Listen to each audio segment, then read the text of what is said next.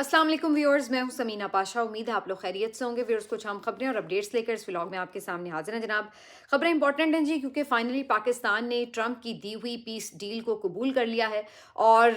Piece board का member बन गया है। बाकायदा दस्तखत करके एक तकरीब इस सिलसिले में मुनक़िद हुई और आलमी इक़्तिसादी फोरम पर बहुत से रहनुमाओं के साथ मुलाकातें, खुशगपियाँ, हंसते मुस्कुराते फ़ोटोज़ और वीडियोज़। ये सब क्या था और क्या ये पाकिस्तान के लिए खुशखबरी है या इसके पीछे बहुत कुछ छुपा हुआ है? ये तमाम चीज़ें आज डिस्कस करेंगे। इसके साथ-साथ जी आपको बताएँगे कि खैबर पख्तूनख्वा हुकूमत ने एक बिल पास किया है माइंस एंड मिनरल्स के हवाले से, और इस बिल के ऊपर काफ़ी कन्फ्यूजन जो है वो बरकरार है, लेकिन इसके ऊपर हकीकत क्या है आपके साथ शेयर करेंगे। इसके साथ-साथ इमरान खान साहब के ट्विटर अकाउंट को बंद करवाने के लिए जो हुकूमती कोशिशें, उसके हवाले से जो समाअत हुई, उसका भी अहवाल आपके साथ शेयर करेंगे। तो काफ़ी कुछ है इस व्लॉग में। आपसे रिक्वेस्ट है कि चैनल को सब्सक्राइब कर लें अगर अभी तक सब्सक्राइब नहीं किया। तो सबसे पहले बात कर लेते हैं जी पीस डील की। तो कहानी बड़ी साफ है जी। बाकायदा 2 दिन पहले इस बात की अनाउंसमेंट कर दी गई थी कि पाकिस्तान पीस बोर्ड का मेंबर होगा, और इस सिलसिले में जो बाकायदा तकरीब है उसमें सिग्नेचर भी कर दिए जाएंगे उस हुकूमती प्लान के मुताबिक जो ट्रंप ने बनाया है,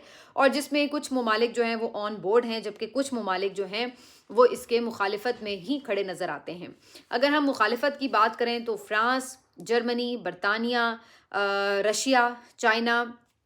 ये वो तमाम ममालिक हैं। इवन इंडिया, उन्होंने भी इस पीस डील को साइन नहीं किया है। तो ये वो ममालिक हैं जो कि ट्रंप के कहने में भी इस पीस बोर्ड के मेंबर नहीं बने हैं, जबकि कुछ अरब ममालिक और तुर्किया और इसके साथ साथ पाकिस्तान उन ममालिक में शामिल है जो कि इस वक्त डोनाल्ड ट्रंप की पीस डील का हिस्सा बन गए हैं, और उन्होंने बाकायदा डिवोर्स में एक ट्रंप बोर्ड में शिरकत का ऐलान भी किया, दस्तखत भी कर दिए। और ख़ास तौर पर अगर पाकिस्तान की बात की जाए तो इस पूरे मामले में पाकिस्तान खूब आगे आगे रहा, और ट्रंप ने बाकायदा शहबाज शरीफ साहब को बिल्कुल अपने राइट साइड पर बिठा रखा था। बड़े हंसते मुस्कुराते बातें भी हो रही थीं, और इसके साथ साथ उनकी जो साइड पे मुलाकातें हो रही थीं वो भी बड़ी इंपॉर्टेंट थी, जिसमें जो अमरीकी वज़ीर ख़ारजा हैं उनके साथ बड़ी क्लोज़ एसोसिएशन महसूस हो रही थी। तो जो ये सारी चीज़ें हैं उसके ऊपर बज़ाहिर जो हुकूमती नैरेटिव है वो तो ये है कि जनाब हम तो पीस के लिए काम कर रहे हैं, और हमने यहाँ पर जो अपना बोर्ड का हिस्सा बनने का फ़ैसला किया उसका मकसद भी ये है कि गज़ा में बाकायदा दायमी अमन कायम हो, वहाँ पे डेवलपमेंट हो सके, और इसके साथ साथ पाकिस्तान एक अहम फोरम के ऊपर जो है वो एक मजबूत आवाज़ बन के उभरेगा। तो सिफारती तौर पर पाकिस्तान के लिए भी ये बहुत फ़ायदेमंद चीज़ होगी। लेकिन क्या वाकई ऐसा है? पहली बात तो ये है कि आज बहुत से लोग इस बात को याद कर रहे थे, क्योंकि जो ये सोशल मीडिया ना ये बहुत ज़ालिम चीज़ है। तो शहबाज शरीफ साहब की अपोजिशन के ज़माने की ट्वीट्स जो हैं वो गर्दिश कर रही थी कि जब डोनाल्ड ट्रंप की उस वक्त की पीस डील को शहबाज शरीफ साहब ने क्या नाम दिया था। उस वक्त उन्होंने अपनी ट्वीट में ये लिखा था कि ये बुनियादी तौर पर अमन मुआहदा और कुछ नहीं है सिवाय इसके कि जो इसराइल ने एक गासिबाना और गैर कानूनी कब्जा कर रखा है उसको लेजिटिमाइज किया जाएगा, उसको कानूनी करार दिया जाएगा, कानूनी कवर फराहम किया जाएगा। तो वो ये समझते थे कि उस वक्त ये कब्जा जो है वो गैर कानूनी था, और ये पीस डील भी सिर्फ एक धोखा थी एक कानूनी कवर देने के लिए। लेकिन ये उस वक्त की बात है जब अपोजिशन में थे शहबाज शरीफ साहब और इमरान खान वजीर आजम थे। लेकिन आज वही शहबाज शरीफ साहब जब खुद वजीर आजम की कुर्सी पर बैठे हैं, तो आज वो ट्रंप ही की दी हुई पीस डील को हंसते मुस्कुराते ना सिर्फ दस्तखत कर रहे हैं, बल्कि ये बहुत बड़ी कामयाबी करार दे रहे हैं। और साथ ही साथ अब उन्हें वो भूल चुका है कि ज़माना मुनाफ़क़त में वो क्या किया करते थे। अब ये मुनाफ़क़त है जो वो आज कर रहे हैं, या उस वक्त जो कहा था वो मुनाफ़क़त है? इसका जवाब तो वो खुद ही दे सकते हैं। लेकिन अब आप अंदाज़ा लगा लीजिए कि वो लोग जो तमाम उम्र इमरान खान के ऊपर ये इल्ज़ाम लगाते रहे, ये बहतान लगाते रहे कि ये इसराइल को तस्लीम करना चाहते हैं, ये यहूदी एजेंट हैं, आज क्या हो रहा है कि इसराइल के साथ बैठकर एक फोरम के ऊपर आप एक मुआहदे पर दस्तखत कर रहे हैं, जबकि खुद फ़लस्तीन या हमास उनका कोई नुमाइंदा इस पीस बोर्ड का हिस्सा नहीं है, उनकी कोई नुमाइंदगी यहाँ पर नहीं है। क्या उन्हें ये पीस डील कबूल है? क्या वो इसको इसी तरह अहमियत दे रहे हैं जैसे कि आप लोग इसके ऊपर बगलें बजा रहे हैं? ये वो सवालात हैं जिसके जवाब किसी के पास नहीं। और पाकिस्तान ने भी ये फैसला अगर किया है तो इस पर कहाँ मुशावरत हुई है, कहाँ बहस मुबाहिसा हुआ है, किसने ये तय कर लिया, कब ये तय कर लिया? किसी को इस बारे में कोई इल्म नहीं है। हत्ता कि ट्रंप ने तो ये भी कहा था कि पीस बोर्ड का मेंबर बनने के लिए आपको $1 अरब जो है वो साथ में जमा कराने होंगे। और अब ये खबरें आ रही हैं कि सऊदी अरेबिया भी इस नेक काम में چونکہ ہمارے ساتھ برابر کا شریک ہے تو وہ ہمارے حصے کے پیسے بھی ادا کر دے گا تاکہ پاکستان جو ہے وہ اس پیس بورڈ کا ممبر بن سکے۔ تو اب آپ اس سے میرا خیال ہے یہ اندازہ لگانا مشکل نہیں ہے کہ ایک ایسی فورس اگر اس کے زیر تحت بنتی ہے، جو کہ ڈونلڈ ٹرمپ اب باقاعدہ اناؤنس کر رہے ہیں کہ جو بھی اس میں اب انٹرنیشنل اسٹیبلائزیشن ISF فورس جو بننے جا رہی ہے، اس کے ممالک جو ہیں وہ حماس کو ڈی ویپنائز کریں گے، اور اگر حماس ڈی ویپنائز نہیں ہوتا، یعنی غیر مسلح نہیں ہوتا، ہتھیار نہیں پھینکتا، تو اس صورت میں اس کا مکمل خاتمہ کیا جائے گا۔ تو اب اس بات سے کیا اندازہ لگایا جائے کہ جو لوگ پیس بورڈ کے ممبر ہیں، اس کا مطلب ہے وہ اپنی فوجیں بھی بھیجیں گے، اور اگر وہ واقعی اپنی فوجیں بھیجیں گے تو کیا وہ حماس کے خلاف لڑ رہے ہوں گے؟ تو پھر ہماری جو ایک تاریخی اس کے اوپر حیثیت ہے، ایک پوزیشن ہے، ہمارا جو ایک تاریخی موقف ہے، وہ کہاں پہ سٹینڈ کر رہا ہوگا؟ کیونکہ ہم تو یہ سمجھتے ہیں کہ جو اسرائیل ہے اس نے غاصبانہ قبضہ کیا ہے، اور حماس جو ہے وہ تو اپنی آزادی کی لڑائی لڑ رہے ہیں۔ تو اب ہم کیا یکسر ایک مختلف اینگل پہ کھڑے ہو گئے ہیں آ کے، جہاں پہ ہمیں اب یہ لگنے لگا ہے کہ جو حماس ہے اس نے کوئی غلطی کی ہے یہ لڑائی لڑ کے، اور جو اسرائیل نے قبضہ کیا ہے وہ بالکل درست بات ہے؟ تو یہ ایک وہ سوال پیدا ہو جائے گا اس قسم کی پوزیشن سے، جس کا جواب ابھی تک حکومت تو کلیئرٹی سے نہیں دے رہی۔ وہ تو صرف یہ کہہ رہے ہیں کہ جی ہم تو وہاں پہ امن قائم کرنے کے لیے جا رہے ہیں، لیکن سوال یہی ہے کہ وہ امن کیسے قائم ہوگا، کون کس کے ساتھ لڑ رہا ہوگا اور کس کے خلاف لڑ رہا ہوگا؟ یہ وہ سیدھا سا سوال ہے جس کا جواب حکومت کو دینا چاہیے، لیکن حکومت اس کے اوپر ایک الگ ہی کہانیاں سنا کے ہمیں بتا رہی ہے کہ جناب آگے فلسطینی ریاست کا قیام بھی عمل میں لایا جائے گا، یعنی کہ جس نے اتنا قبضہ کیا، کیا اس نے اس لیے یہ قبضہ کیا تھا کہ بعد میں وہ ایک فلسطینی ریاست بنا کے دیں گے جس کا دارالحکومت جو ہے وہ باقاعدہ بیت المقدس کو بنایا جائے گا؟ تو یہ کہاں کی بیوقوفانہ ہمیں کہانیاں سنا رہے ہیں، ہماری تو سمجھ میں نہیں آ رہا، لیکن یہ کہتے ہیں کہ جی آپ سمجھیں بھی اور اس کو مانیں بھی ایز اٹ از، جیسے ہم آپ کو بتا رہے ہیں۔ بہرحال اس کو ماننے کے لیے اپوزیشن کی دو بڑی آوازیں تیار نظر نہیں آتی۔ مولانا فضل الرحمان صاحب نے بھی اس کو کھل کے کنڈیم کیا، اور انہوں نے کہا ہے کہ بالکل یہ جو امن معاہدہ ہے اس میں پاکستان کو شامل نہیں ہونا چاہیے۔ انہوں نے تو یہ بھی کہا کہ نیتن یاہو جو ایک قصاب ہے غزہ کا، اس کے ساتھ بیٹھ کر آپ یہ ڈیل اگر سائن کر رہے ہیں تو ہمیں بتائیں کہ پھر آپ کہاں پہ کھڑے ہیں، آپ کا موقف پھر ہے کیا؟ یہ کسی طور قابل قبول نہیں ہے۔ دوسری طرف PTI نے بھی اس کے اوپر اپنا اعلامیہ جاری کیا، اور انہوں نے بھی اس پورے پیس بورڈ کا حصہ بننے کے جو عمل ہے اس کو جو ہے تسلیم کرنے سے انکار کر دیا ہے، اور کہا ہے کہ ہم اس کو بالکل تسلیم نہیں کرتے، اور انہوں نے ساتھ میں اس بات پہ زور بھی دیا کہ اس حوالے سے کہیں پہ کوئی بحث نہیں ہوئی، کسی کو کوئی بریفنگ نہیں دی گئی، کسی کو کوئی اعتماد میں نہیں لیا گیا۔ تو پاکستان کی جو اپوزیشن کی جماعتیں ہیں وہ تو اس کے اوپر اپنا موقف لے رہی ہیں، اپوز بھی کر رہی ہیں، لیکن آپ کو بھی پتہ ہے کہ اس وقت جو اپوزیشن کی جماعت ہے، ریئل جو اپوزیشن اس وقت کر رہی ہے، اس جماعت کے ساتھ تو ویسے ہی بڑے مسائل ہیں، وہ تو اپنی بقا کی جنگ بھی ساتھ ساتھ لڑ رہی ہے۔ تو دوسری طرف مولانا فضل الرحمان صاحب جو ہیں ان کے تو کیا ہی کہنے، وہ ہمیشہ آپ کو یہ سب کچھ کہتے سنتے تو نظر آتے ہیں، لیکن اس کے بعد آپ یہ بھی دیکھتے ہیں کہ عملی طور پر وہ کچھ قدم نہیں اٹھاتے، اور کسی نہ کسی طرح بلکہ الٹا حکومت کی سہولت کاری کرتے ہوئے ہی نظر آ رہے ہوتے ہیں۔ مثلاً کہ اب یہ 8 فروری کا جو الیکشن ہے اس کے اوپر بھی وہ آ کے بتا رہے ہیں کہ جناب یہ ایک بڑا سیاہ دن تھا، اور یہ 8 فروری کو ہم یوم سیاہ بھی منائیں گے، لیکن یہی بات جب تحریک تحفظ آئین پاکستان کرتی ہے، PTI کرتی ہے، وہ اس پہ احتجاج کرتے ہیں تو وہ ان کے ساتھ مل کے احتجاج نہیں کرتے۔ تو یہی وہ ویک پوائنٹس ہیں جو کہ حکومت کو سٹرونگ کرتے ہیں، اور پھر حکومت جو ہے وہ اس کے اوپر مکمل طور پر آپ کو دکھائی دیتی ہے کہ وہ سمجھتی ہے کہ ہم تو جناب بالکل کمفرٹیبل پوزیشن میں ہے، کیونکہ سٹریٹ کے اوپر تو کوئی موومنٹ ایز سچ ہے نہیں۔ تو بہرحال جی یہ سارا معاملہ ہوا ہے، اور اب آج بہت سے لوگ اس بات پہ اداس دکھائی دے رہے ہیں کہ پاکستان کیوں کر چائنا اور رشیا کو چھوڑ کر اسرائیل اور امریکہ والے کیمپ میں نظر آ رہا ہے، جبکہ بہت سے لوگ یہ سمجھتے ہیں کہ یہ جی نئے دور کا تقاضا ہے، اور جہاں پاور گیم ہو تو وہاں پاور کے ساتھ کھڑے ہونا چاہیے۔ لیکن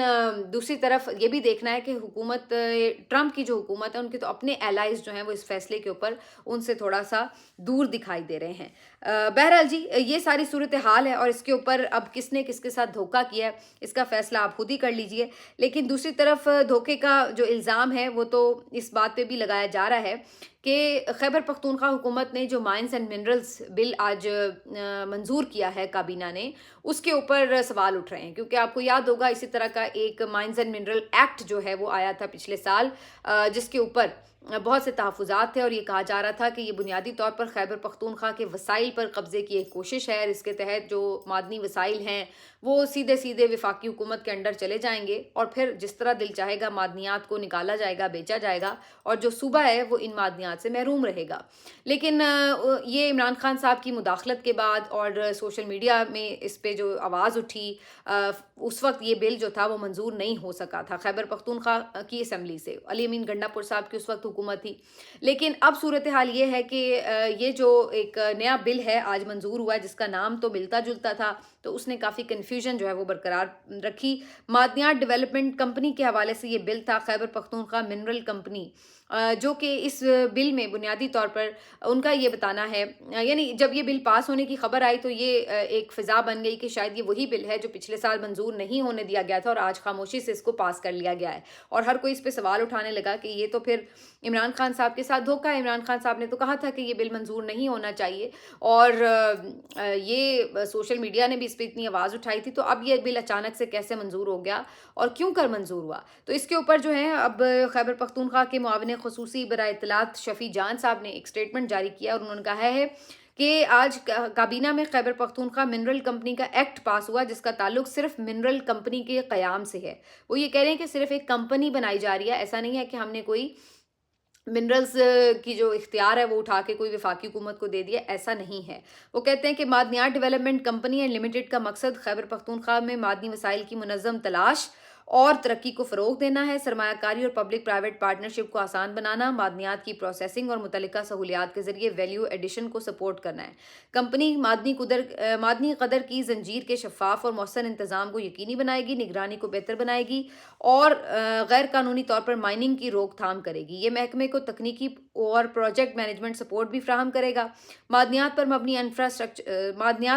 انفراسٹرکچر تیار کرے گا اور صوبے میں روزگار پیدا کرنے اور مجموعی سماجی اور اقتصادی ترقی میں اپنا حصہ ڈالے گا۔ وہ یہ کہتے ہیں کہ کمپنی صرف صوبائی حکومت کے ماتحت کام کرے گی، جیسے کہ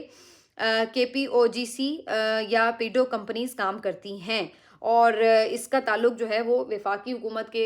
ساتھ نہیں ہوگا، یعنی وہ اس کے انڈر نہیں کام کر رہی ہوگی۔ تو انہوں نے یہ ایکسپلینیشن تو دی ہے جس سے تھوڑی وضاحت ہوئی ہے، لیکن پھر بھی بہت سے لوگ یہ ڈیمانڈ کر رہے ہیں کہ اس بل کے جو مندرجات ہیں ان کو پبلک کیا جائے تاکہ صحیح طور پر آئیڈیا ہو سکے کہ آخر یہاں پر ہوا کیا ہے۔ لیکن جناب اب کہانی یہ ہے کہ عمران خان صاحب کے جو ٹویٹس ہیں اس کے اوپر حکومت کافی پریشان بھی ہے، اور انہیں پتہ ہے کہ سارا بیانیہ جو ہے وہ وہاں سے پھر آگے لے کے چلتا ہے سوشل میڈیا، تو انہوں نے عمران خان صاحب کے ٹویٹس کے اوپر پابندیاں لگوانے کی کوشش کی۔ یہ ایک کیس بھی آج کل چل رہا ہے ہائی کورٹ میں، اور اس ہائی کورٹ کی سماعت کے دوران یہ انکشاف ہوا کہ حکومت پاکستان باقاعدہ کئی مرتبہ ایکس کمپنی کو باقاعدہ طور پر یہ ریکویسٹ کر چکی ہے کہ عمران خان صاحب کا جو ایکس اکاؤنٹ ہے اسے بلاک کیا جائے، اور یہ بھی انکشاف ہوا کہ یہ کوئی ایک دفعہ نہیں بلکہ 3 مرتبہ کوشش کی گئی۔ یہ بتایا جا رہا ہے کہ عمران خان کا ایکس اکاؤنٹ بند کرانے کے لیے سب سے پہلے 21 اگست 2022 کو